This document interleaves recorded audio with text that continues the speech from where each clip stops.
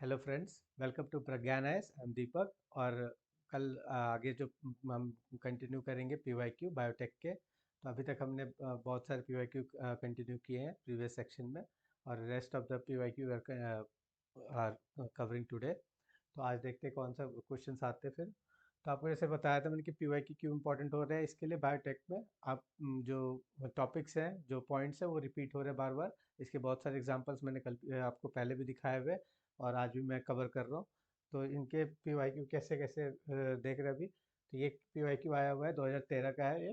Recombinant DNA technology. तो recombinant DNA technology हमने class में एक्सटेंसिवली कवर किया है। तो this is an type of क्या है, जेनेटिक इंजीनियरिंग का एक एप्लीकेशन है। Allows genes to be transferred. अब इसमें क्या क्या ऑप्शंस है। पहला है across different species, that we have seen कि आप एक स्पीसीज से दूसरे स्पीसीज में जीन को इंट्रोड्यूस कर रहे हो। और क्या, animals to plant. Animals to plant वाला हमने कोई ऐसा एग्जांपल कवर नहीं किया है, तो ये क्या हो जाता है, एक कभी ऐसा एग्जांपल आपने देखा भी नहीं है, सुना भी नहीं है, तो ये एलिमिनेट हो जाएगा आपका। दूसरा क्या, micro organism to higher organism. और ये तो एग्जांपल्स आपने देखे हैं, बैसिलस thuringiensis। तो ये सिंपल क्वेश्चन हो गया आपका 1 और 3, ये आप कर सकते हो। तो यानी कि ऑप्शन क्या हो जाएगा आपका, सी जो होगा राइट आंसर हो जाएगा इसका। फिर नेक्स्ट देखते हैं ऐसे ही। Genetic engineering appraisal committee is constituted under the, ये प्रीलिम्स का 2015 का क्वेश्चन है। तो सीईएसी जो है वो टाइम एंड अगेन टॉपिक में रहता है, अभी भी रिसेंटली आपका न्यूज़ में है। क्योंकि सीईएसी ने अप्रूवल दिया था किसका, GMH11 का, DMH11 जो मस्टर्ड हाइब्रिड है, उसके लिए अप्रूवल दिया दिया है अभी इसको।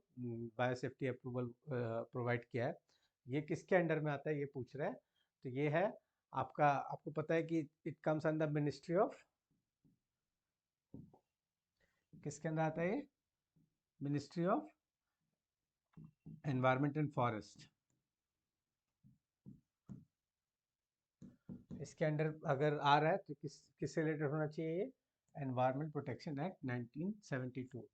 और ये आपको इसलिए आपको इसके अंडर में आता है क्योंकि आपको पता है कि कोई भी आप जीएम क्रॉप है सपोज इंट्रोड्यूस कर रहे हो, तो इसका एनवायरमेंटल इम्पैक्ट हो सकता है। तो उनकी स्टडी, थॉरो स्टडी के बाद उसको रिलीज कर रहे हो।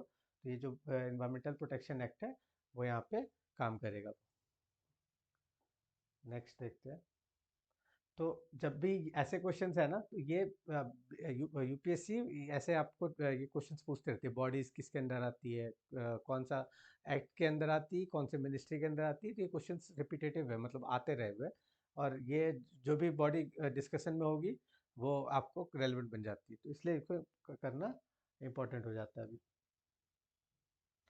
फिर ये है आपका, in the context of developmental of bio informatics the term transcriptome sometimes seen in the news refer to.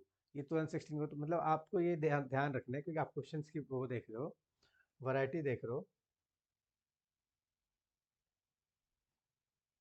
तो आप जो क्वेश्चंस की वैरायटी देख रहे हो, जो 16 में ये आया हुआ है, तो पहले तो आप ये जो भी कीवर्ड है ना, अगर वो आपको पता नहीं है तो उनको आपको देखना जरूरी हो जाता है। तो बायो इन्फॉर्मेटिक्स, तो बायो इन्फॉर्मेटिक्स क्या है। बायो इन्फॉर्मेटिक्स वो है कि जो आप बायोलॉजिकल इन्फॉर्मेशन है उसको किस में, जो आईटी का या कंप्यूटर में जब स्टोर कर रहे हो उनको, तो वो बायो इन्फॉर्मेटिक्स का पार्ट बन जाता है। तो फिर वो जो स्टोर डेटा है ना, वो reference as a reference use होता है फर्दर स्टडी और रिसर्च के लिए।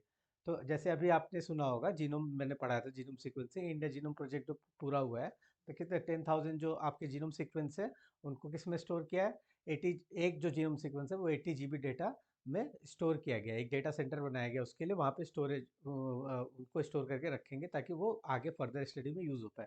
तो बायो इन्फॉर्मेटिक्स वो है यहाँ पे। तो पूछा था द टर्म ट्रांसक्रिप्टोम क्या होता है।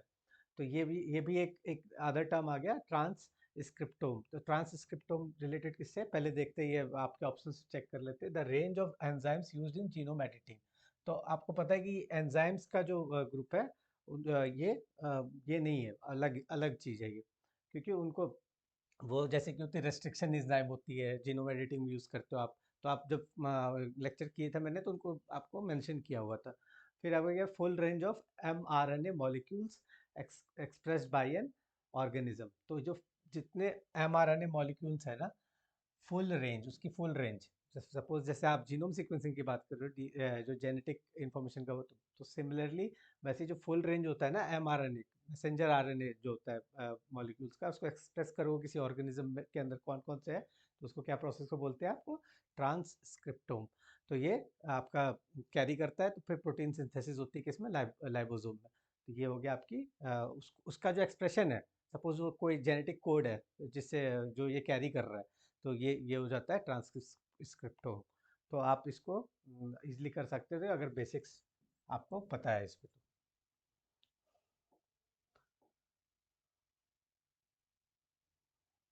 और क्या है नीचे?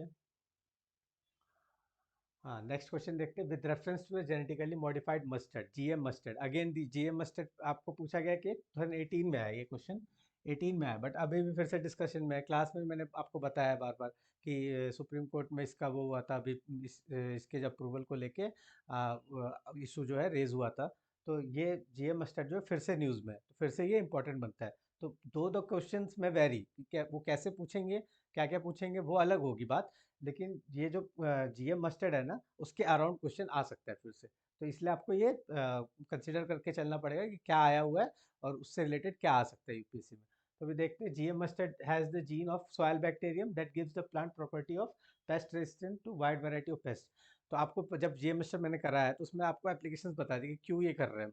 तो उसमें पेस्ट का कहीं पे कोई जिक्र नहीं था, उसमें सिर्फ किसके बारे में बात हो रही थी, प्रोडक्टिविटी के बारे में बात होती है, प्रोडक्टिविटी इंक्रीज करने में हेल्प करता है। तो पेस्ट जब वहाँ पे आप डिस्कस नहीं किया, तो ये ओमिट हो जाता है, ये वाला ऑप्शन। तो ये क्या होगा, ये रॉन्ग हो जाएगा पहला वाला। दूसरा क्या, GM mustard has the genes that allow the plant cross pollination hybridization. तो आपको बताया था मैंने कि क्रॉस पॉलिनेशन हाइब्रिडेशन जो जीएम मस्टर्ड है ना, it is not only a GM crop, GM crop नहीं है, उसको हाइब्रिड क्रॉप भी बोलते हैं, हाइब्रिड है भी है। और ये जो हाइब्रिड बनाने के लिए ना, जो मस्टर्ड जैसे मैंने आपको एक्सप्लेन किया था कि सेल्फ पॉलिनेटिंग होता है, तो उसको हाइब्रिडाइजेशन हो कि क्रॉस पॉलिनेशन हो उसमें, तो उसके लिए हमने इसमें बताया था आपको बार्नीज, बार्निस बारस्टार और बार, ये तीनों जो जीन है ना वो इंट्रोड्यूस किए गए उसमें। तो ये एक एक क्या करेगा, आपके जो पॉलिनेटर होंगे, जो जिस प्लांट में आपके पॉलिनेटर को इनहिबिट करेगा, दूसरा क्या इनेबल करेगा, और ये मिलके क्या होगा, फिर क्रॉस हाइब्रिडेशन होगा। तो जो प्रोड्यूस जो रिजल्टेंट होगा क्या होगा, DMH11, जबकि आपका वो होगा ये जीएम मस्टर्ड। तो ये जो जीएम मस्टर्ड है, तो उसमें क्या है, ये सही हो जाएगा स्टेटमेंट फिर GM mustard has been developed jointly by IARI and Punjab agriculture. तो आपको ये फैक्चुअल स्टेटमेंट है ये। तो ये भी कवर किया मैंने लेक्चर में कि ये दिल्ली यूनिवर्सिटी ने बनाया था, दिल्ली यूनिवर्सिटी में इसका वो हुआ था, अ, इसको डेवलप किया गया था दिल्ली यूनिवर्सिटी में विद क्या, अगर हाँ इसमें ये भी आ सकता है कि इसमें किसका रोल है, डिपार्टमेंट ऑफ बायोटेक्नोलॉजी जो है, DBT, वो और दिल्ली यूनिवर्सिटी के साथ मिलके कोलैबोरेशन में इन्होंने इसको प्रोड्यूस किया था। तो ये जो फैक्चुअल इन्फॉर्मेशन है इसके रिगार्डिंग, वो आपको लेक्चर में मिल जाएगी सारी। तो ये ऐसे आप सिंपली कर सकते हो। तो कौन से सही हो गया आपके, only two only correct answer हो गया। तो ऐसे आप इसको अप्रोच कर सकते थे क्वेश्चन को। नेक्स्ट कौन सा क्वेश्चन है आपका, with reference to the recent development in science which of the following statement is not correct. इसमें पूछ रहा है कि कौन सा करेक्ट नहीं है, ठीक है। Functional chromosomes can be created by joining segments of DNA taken from cells of different. जो फंक्शनल क्रोमोसोम है उसको हम नहीं बना, इसमें से नॉट करेक्ट पूछ रहा है, करेक्ट नहीं पूछ रहा है, ठीक है। तो ये क्या, सेगमेंट डिफरेंट डीएनए जो टेक आप स्पीसीज के डीएनए लेते हो, उनको उनको आपस में क्या ज्वाइनिंग करते हो, तो अभी तो बनता है आपका रिकॉम्बिनेंट डीएनए, क्या हो गया, यही है रिकॉम्बिनेंट डीएनए। तो इनकी ये क्या हो गई, ये स्टेटमेंट जो है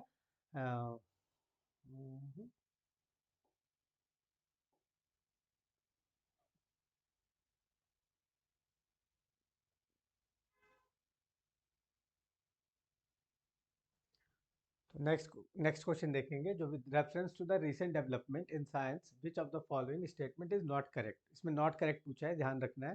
तो पहले क्या है, पहला जो स्टेटमेंट क्या आ रहा है, functional chromosomes can be created by joining segment of DNA taken from cells of different species. तो फंक्शनल, ये जो वर्ड होता है ना, कीवर्ड फंक्शनल क्रोमोसोम, मतलब अभी हमने जो भी क्रोमोसोम्स बनाए हैं, जो कि अगर दूसरे डिफरेंट स्पीसीज से लेके कंबाइन करके बना रहे हैं, तो वो क्या फंक्शनल नहीं है, वो क्या आर्टिफिशियल क्रोमोसोम बोलते हैं उनको। इस स्टेट में ये अगर आपको आर्टिफिशियल क्रोमोसोम पता है ना, तो फिर ये स्टेटमेंट आपको ऐसी ओमिट कर देते, तो नॉट करेक्ट पूछा तो पहले ही यहाँ पे रॉन्ग हो गया। तो बाकी देख लेते हैं कि क्या क्या है। Pieces of artificial functional DNA, तो ये जो और बाकी स्टेटमेंट है ना, वो फिर अगेन अपेयर हो सकते हैं आपके एग्जाम में, तो उनको भी ध्यान रखना होगा आपको कि ये क्यों सही है। तो pieces of artificial functional DNA can be created in laboratory, हाँ इस पे एक्सपेरिमेंट हो चुके हैं, आर्टिफिशियल डीएनए का सिंथेसिस हो चुका है और ये यूज भी हो रहा है, तो वहाँ पे, तो ये इसको आप करेक्ट हो गया ये। A pieces of DNA taken piece of DNA taken out of animal cell can be made to replicate outside living cell in a lab. Of course stem cell therapy जो आप पढ़ रहे हो, या फिर एम्ब्रॉय में जो डेवलपमेंट की बात कर रहे हो, तो इन विट्रो फर्टिलाइजेशंस करके आप जब ब्लास्टोसिस्ट हो जाता है, तो उसके बाद ट्रांसजेनिक एनिमल जब हम पढ़ रहे थे तो उसमें भी देखा था हमने, तो ये आप प्रोसेस कर रहे हो, पहले से ऑलरेडी कर रहे हो। और फिर नेक्स्ट क्या आता है, cells taken out of plants and animals can be made to undergo cell division. हाँ, ब्लास्टोसिस्ट जब बनता है तो सेल डिवीजन के थ्रू बनता है, तो ये तीनों जो स्टेटमेंट क्या है, आप अगर लेक्चर कंप्लीट करो तो आप तीनों आप इजीली कंसिडर कर पाओगे, तीनों सही है, तो वो ऐसे भी वो हो जाता, ओमिट हो जाता, वो ऑप्शन जो है निकल जाता आपका। और अगर आपको आर्टिफिशियल डीएनए की बात पता होती, आर्टिफिशियल डीएनए क्या होता है, तो आप उसको डिड्यूस कर लेते हो। ये गलत है, फंक्शनल क्रोमोसोम नहीं थे, आर्टिफिशियल डीएनए बना सकते हैं। ठीक है।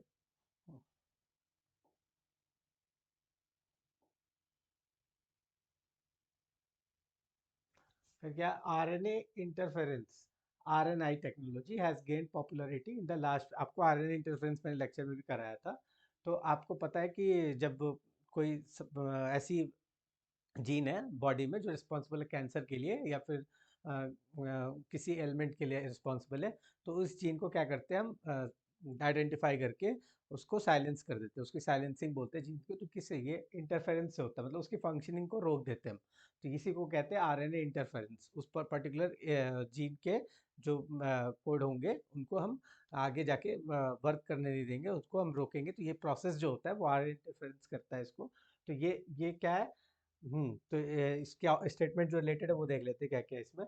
पहला है, it is used in developing gene silencing therapies, of course ये यही इसका वो पर्पस है। दूसरा क्या है, it can be used in developing therapies for treatment, yes cancer में भी जो कार्सिनोजेनिक जीन्स हो जाती हैं उनको साइलेंस करने के लिए, उनको ट्रीट करने के लिए यूज़ कर सकते हैं। It can be use to develop hormone replacement, hormone replacement therapies के लिए। हार्मोन रिप्लेसमेंट थेरेपी अलग है, बिल्कुल अलग है, ये जेनेटिक वो पे नहीं है, तो इसको हम ओमिट कर देंगे, तो जेनेटिक इंजीनियरिंग का पार्ट ही नहीं है वो। It can be use to produce crop plants that are resistant to virtual pathogens, तो पैथोजेंस जो है उनको वो करने के लिए यूज किया जा सकता है, तो हाँ ये सही हो जाता है आपका। क्यों resistant to virtual, of course जैसे बॉल वॉर्म है तो आप चेंज कर रहे हो ना इंटरफेरेंस, तो किसी एक ऐसे आप जेनेटिक उसको जो अट्रैक्ट करता है, या फिर उसमें कुछ ऐसा इंटरफेयर कर सकते हो आप उसके जेनेटिक्स को प्लांट के, ताकि वो पेस्ट रेजिस्टेंट बन जाए। तो ये क्या हो गया, एक ये भी आपका वो हो जाएगा, करेक्ट हो जाएगा। तो 1 2 एंड 3 तीनों आपके 1 2 एंड 4 करेक्ट हो जाएंगे, तो ऑप्शन ए सही हो जाता है ये आपका।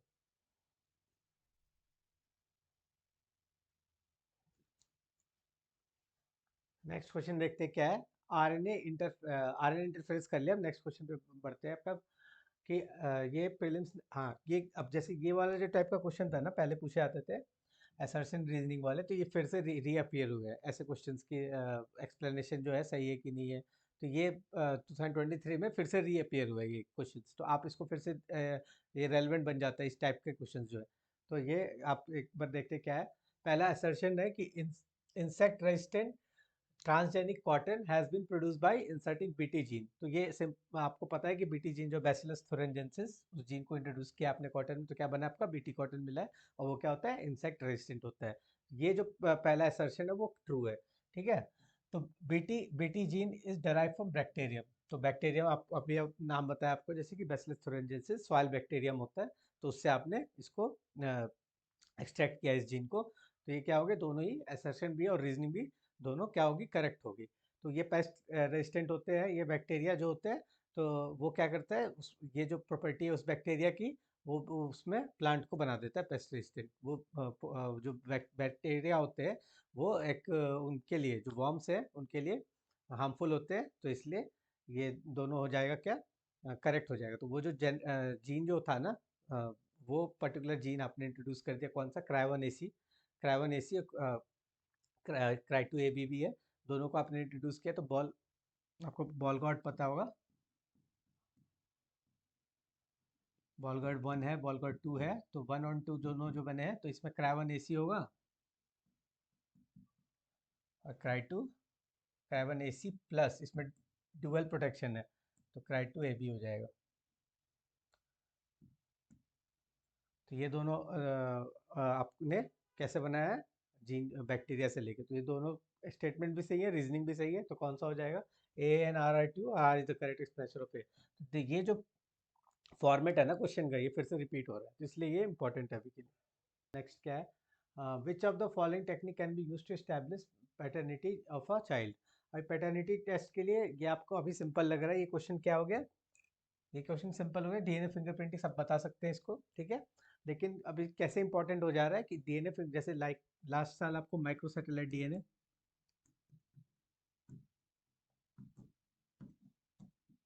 माइक्रोसैटेलाइट डीएनए से क्वेश्चन आ रखा है, तो वैसे ही इसमें वेरिएशंस का इन्वॉल्वमेंट है, वेरिएशंस बोलते हैं इनको। और क्या है, जेल इलेक्ट्रोफोरेसिस प्रोसेस होती है।